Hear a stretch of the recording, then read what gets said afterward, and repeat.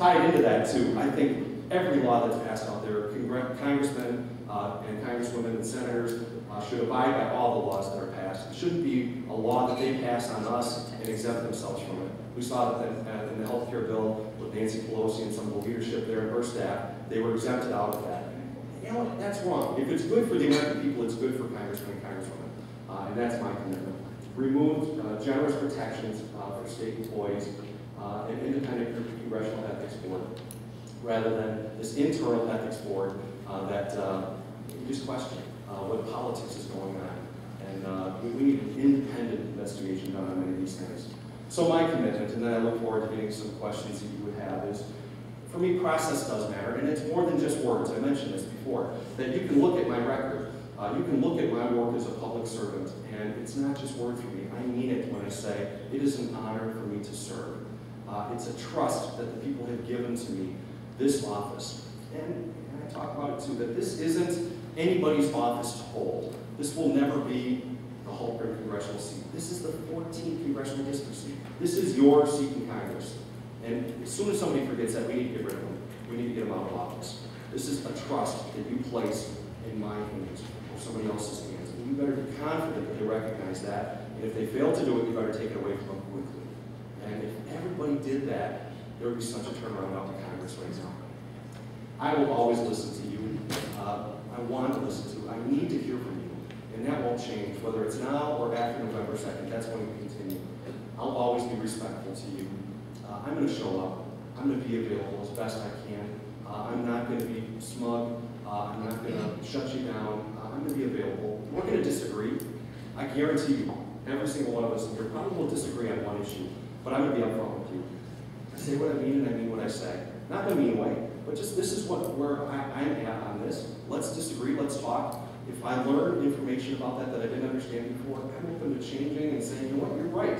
I'm wrong. This is what we need to do. But we have to have that relationship and that respect where we can talk back and forth and where you can be guiding me as your public servant, as your employee, so I know how I best can serve you.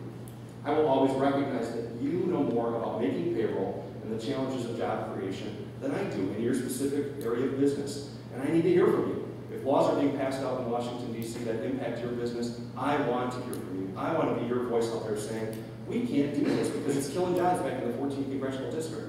A great place to live, a great place to raise a family, a great place to go to school. And yet we've got higher unemployment here in the 14th Congressional District than the state average and the national average. That's wrong. Something is wrong with that. And I think it gets back to the leadership that we have here. We need people who are fighting for us. For them to fight for us, we need to listen to us and really hear us and understand us.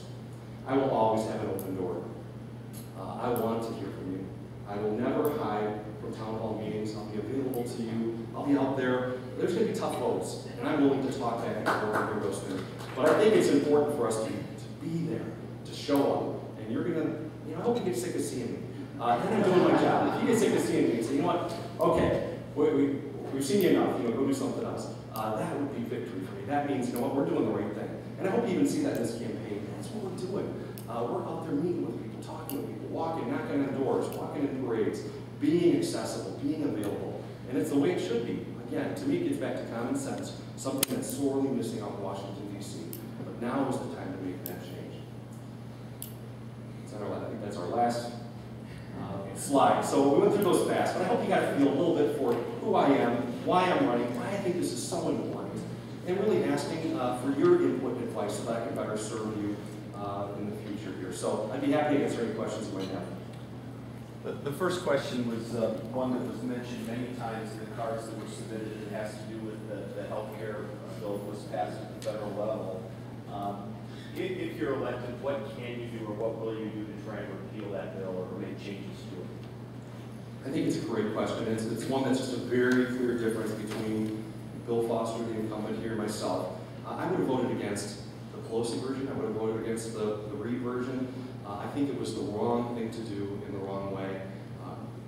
Nothing was done to reach out to people who were providing medical care here, listening to doctors, listening to hospitals, listening to everyone who's involved in that process, business owners, manufacturers, to hear what's important to them.